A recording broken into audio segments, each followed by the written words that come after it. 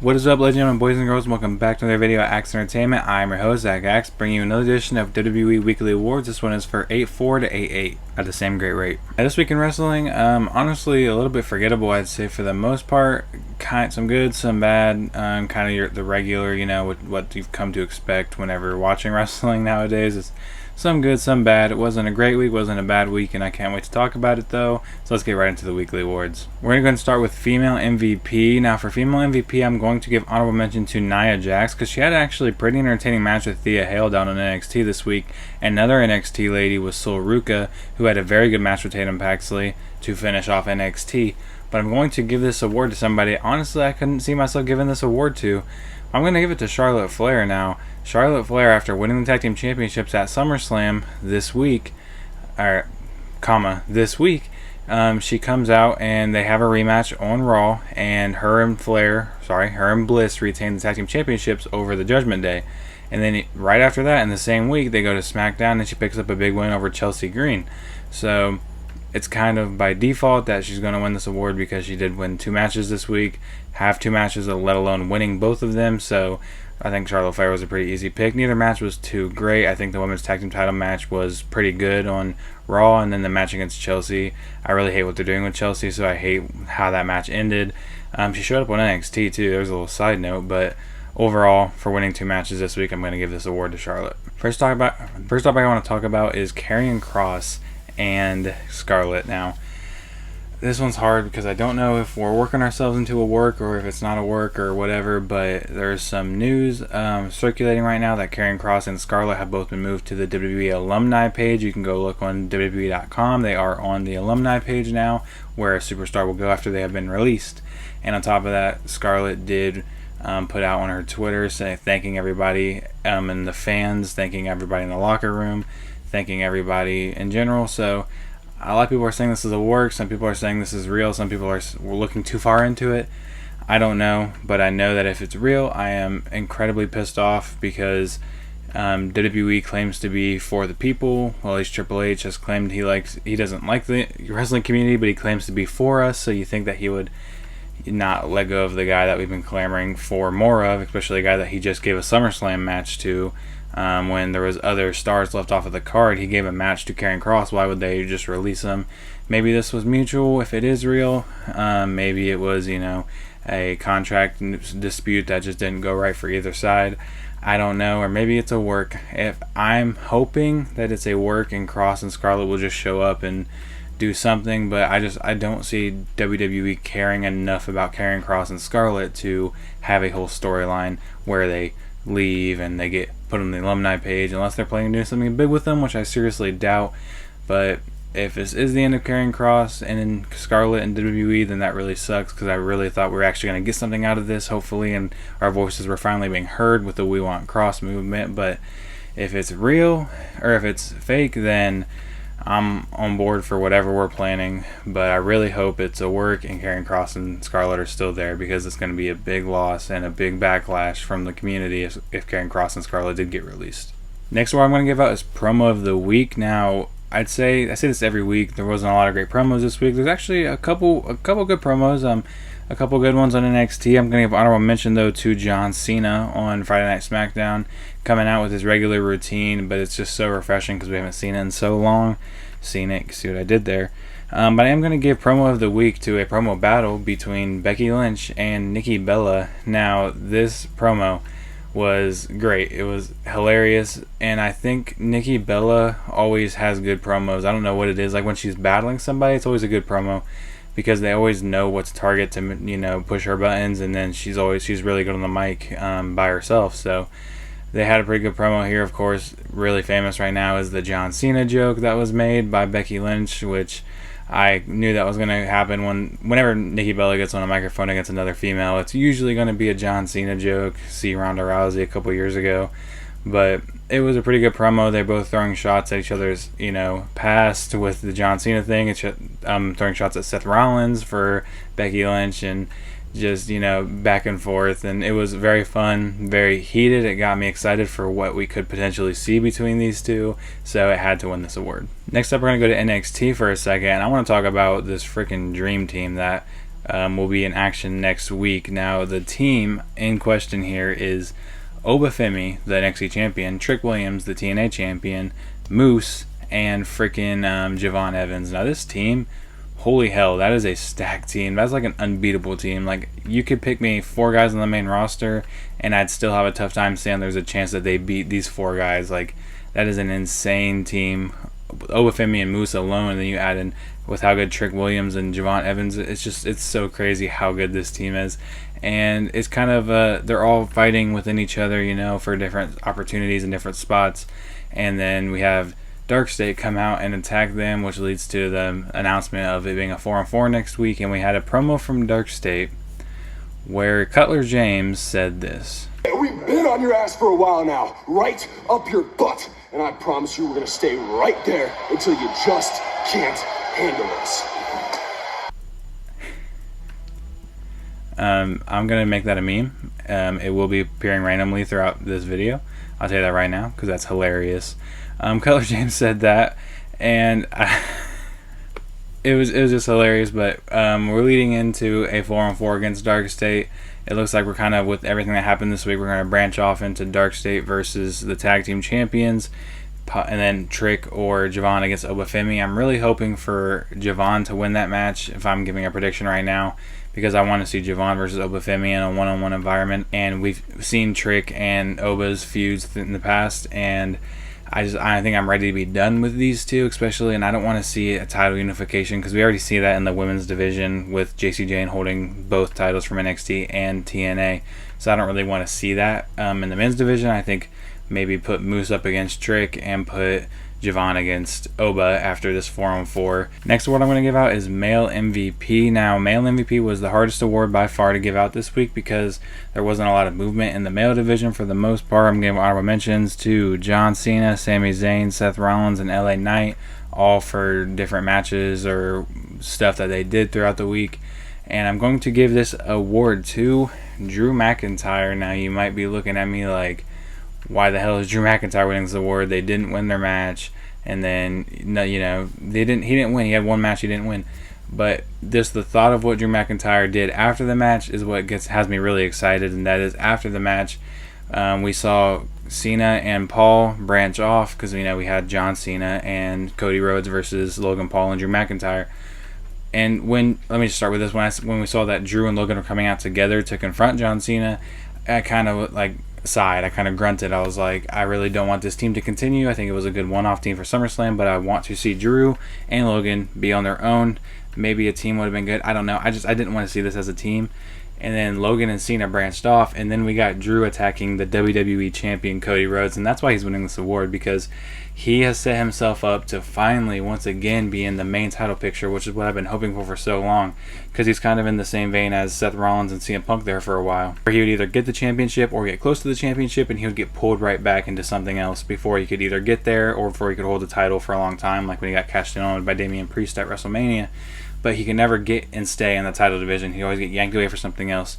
And now that he's on Smackdown, and Logan Paul and Cena have branched off to do their own things. Obviously, Jelly Roll's not coming back. There's no CM Punk and Seth on Raw. They're not there. So nothing can stop Drew from going after this WWE Championship, except for maybe like if Randy Orton comes back or Damian Priest. But not looking at those. If he's just gunning for this championship, and I'm really excited to see Cody versus Drew, because Drew actually has a win over Cody Rhodes in one of Cody's first matches back. It was I think a month into him coming back from the injury.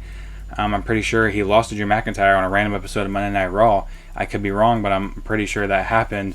And so he already has a win over Cody, and now he's going for the WWE champion Cody Rhodes, and this is a great way to start this Cody Rhodes championship run. I don't know when we're going to get this match, because I think Cody's supposed to be leaving soon for Street Fighter and whatnot, but the thought of heel Drew McIntyre versus face Cody Rhodes at a big stage has me really excited. I love Drew McIntyre, and if Drew wins this match, I wouldn't be upset. I don't see him winning, but if he does win this match, I wouldn't be upset, because I want Drew McIntyre to have another title run that's not either ending in a Money in the Bank cash-in, right after, and that's not in front of no audience like his last two runs. So this match has me excited, and that's why Drew is winning this award. And that's going to lead to the next topic, which is John Cena versus Logan Paul. So we got this match announced for Clash of Paris, John Cena versus Logan Paul, and I don't know. I know this match was the match that was heavily rumored for like around WrestleMania time and all that good stuff. I just didn't know if I really wanted this match necessarily. I don't know if I wanted to see. I know I want to see this match. I don't know if I want to add a pay-per-view, especially when Cena only has so many dates left. I think he said 11, and that's one of them is him versus Logan Paul. And I think it's gonna be a good match. You know, I don't think Logan Paul is really capable of having a bad match necessarily, and John Cena is one of the best of all time. So I don't think the match is gonna be bad. I just don't know. I really want a lot of I really want a lot of different dream matches for Cena, and I personally don't have Logan Paul as a dream match for John Cena specifically. So I didn't really know if I wanted to see this, but we're going to get it at Clash in Paris, so there's not really nothing I can do about it. Now we just have to talk about the actual match itself.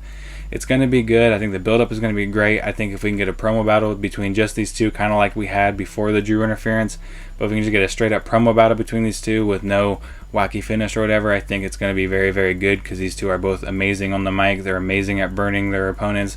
I think promo battles between these two is going to be probably better than the match. So I'm really excited for that aspect of this feud. I'm glad that we used this tag team match to split off into two different feuds. It looks like Drew versus Cody and Paul versus Cena, which I think was a brilliant way to finish this and a brilliant way to get these two, Logan and Drew, who already should be doing bigger and better things, going off to do bigger and better things. So yeah, Cena versus Cody.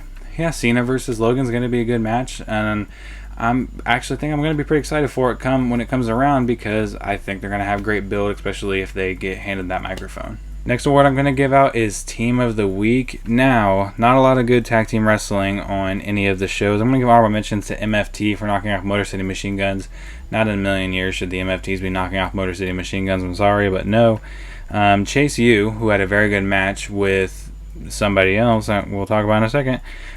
Dark State. Right up your butt. The winner of this award is going to be Hank and Tank, the guys that I complain about every week, not getting a match, not getting this, doing nothing, sitting backstage. Had a match this week and it was actually very good. It was very, very short, first of all.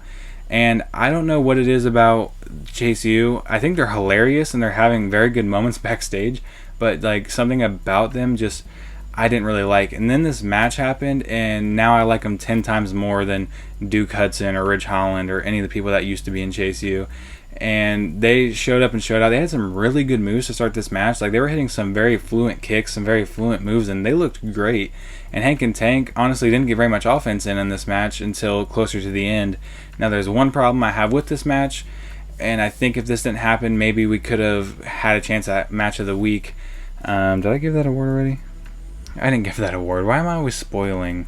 But there was a part in this match, which we've had this on NXT a few times. You can go watch some of my weekly awards. I'm sure I talk about it in those. But we had a referee botch or a in-ring, whatever you want to call this. I don't know whose fault it ever is, but Hank and Tank hit their finish on, I don't remember which member it was, but then they go to pin him.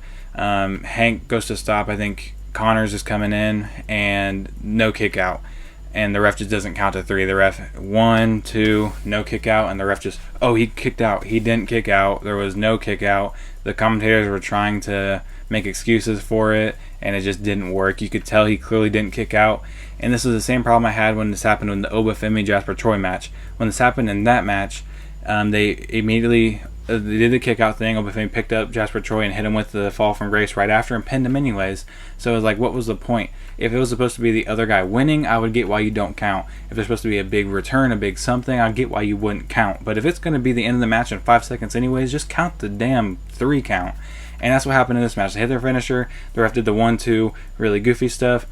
He throws Connors out of the ring, and then they hit their tag finisher and win the match anyways. So literally it ended the same exact way that Jasper Troy and Oba Femi ended, with the referee mess up, followed by another finisher immediately into a pinfall. So, like, if you're going to do that, if the match is about to end anyways, just end the match there. Don't make yourself look stupid. Don't make the wrestlers look stupid. Don't make everybody in the building look stupid when you do that. Don't do that. Just count to 3. Isn't that what they say when you become a referee? Just count to 3 no matter what. And if they don't kick out, they don't kick out. Well, it looks like we're going back on that rule in NXT, especially because this is like the 8th, 9th time since I started this series alone that this has happened, and this happened even before I started this series. So it's just a little upsetting that this match was so good, and it was one of Hank and Tank's only matches they've had recently because you know they like to not get featured. There's my complaining about it, but it sucks that this mess up had to be in this match, but they are going to win this award. It is now time for the speed round. I actually realized that I put the speed round a little bit later than I usually do, but my last few speed rounds have been 8 minutes and 6 minutes, so we're going to try to do one that's not that long. Ren Sinclair said Joe Hendry's name on NXT, and he appeared out of a fridge to confront Charlie Dempsey. I think Charlie Dempsey versus Joe Hendry would be a very good match. The NQCC, after breaking out, both had pretty entertaining stuff this week. We had a very good culmination in the feud between Lexis King and Miles Bourne. Miles Bourne winning that match, and I honestly wouldn't be mad if this feud continued because this feud's been pretty entertaining, and Lexis King's doing some of his best work in this feud. And Tavion Heights came out to challenge Ethan Page. Chelsea Green, I already brought it up, but Chelsea Green showed up for some reason to defend Ethan Page. But Ethan Page versus Tavion Heights, I think, is a match I'm pretty excited for. I thought it was cool that everybody in NQCC separately was doing good this week. Stax beat Yoshiki and Amora, so it looks like we do have plans for Stax going forward. We had a lot of interference, a big boot from Josh Briggs, and a slap by Adriana Grace right in front of the referee. Like, the referee was watching Adriana Grace slap the hell out of Yoshiki and Amora, and that is a DQ in any other match. So NXT, stop bending the freaking rules just to help whatever match is going on in the ring. Sheamus versus Rusev happened again. That is the third match. It looks like it was going to be the culmination of the feud, but it ended in a double count out, and I think this is just to protect these two. Neither of them going to eat a loss, so they're both at 1 apiece heading into their big three-peat, like we've seen with Karrion Kross and Sami Zayn, Becky Lynch and Lyra recently. They've been doing a lot of three-peats, and it looks like we're probably going to get a three-peat of Sheamus and Rusev, most likely at Clash in Paris would be my guess, but I guess we'll have to see. R-Truth and it's John Cena had a backstage promo where R-Truth just said, "Forget everything I've been doing," just like John Cena did. I'm just gonna be R-Truth again, which is pretty funny because John Cena, is being a heel for all this time, and then randomly on an episode of Smackdown before the SummerSlam, he was like, "I'm a good guy again. Screw everything I was doing," and that's what R-Truth did. R-Truth saw John Cena backstage. He said, "Oh, well, screw everything I'm doing. I'm R-Truth." So maybe we're getting R-Truth back, which is good because I feel like Ron Killings was not working at all. I like the idea behind it, but I don't think it was working. Sami Zayn made a guest surprise appearance on SmackDown to start a match with Solo Sikoa in his home country of Canada, and he picked up a win over Solo Sikoa. So Sami Zayn going for the U.S. Championship, maybe. I mean, maybe a little stop before he can finally get that World Heavyweight Championship that he's been chasing. We saw a new doll between Charlotte and Alexa. His name's Charlie, to hang out with Lily. That was kind of weird. I don't know what that's even going to lead to. I don't know. It's just kind of weird. And then Penta and Grayson Waller had a match that was actually very good. But Penta and Waller are both great wrestlers, so this match was always going to be good. And Penta threw a freaking dime with that hat that he stole from Xavier Woods. He threw a dime outside the ring and hit them with it before a great suicide dive. And I think it's funny that Waller's getting more TV time now than when he was when Austin Theory was healthy, and that was supposed to be the feud. But pretty short speed round. I bet you it's only like 2.5 minutes this time. Last award I'm going to give out is Match of the Week. Now, some honorable mentions for Match of the Week was going to go to Hank and Tank versus Chase U. We did mention that one already. And then Cena and Rhodes versus Drew and Logan. We mentioned that one too. But Match of the Week is going to go to LA Knight versus Seth Rollins. Now, this match, when it was announced, it got me excited, but I knew right away that LA Knight wasn't winning. LA Knight's just one of those guys that I can't picture with a world championship, but I want to see it so bad, just like Sami Zayn. I just want to see these guys win world championships, and LA Knight had a chance here, and then he ended in DQ. But before we got to that, the match was very, very good. Just like their match at Saturday Night's Main Event, this match was very fluent, very good. Pretty much copy and paste everything I said in my reaction to that match here, other than the injury stuff. But that match looked like it was going to be very good, and then this match is basically what we missed. But instead of an injury at the end of this, we threw in a DQ from CM Punk. CM Punk taking out Seth and causing the DQ before we ended up leading into the Bronze coming out and Roman coming out and everybody and their mom coming out. And we got Roman Reigns' shoes getting stolen again. And this is hilarious. This is amazing character work, honestly, from Bronson Reed. I think if he just steals people's shoes, that would be great. I think from now on, no matter who he's wrestling, steal their shoes.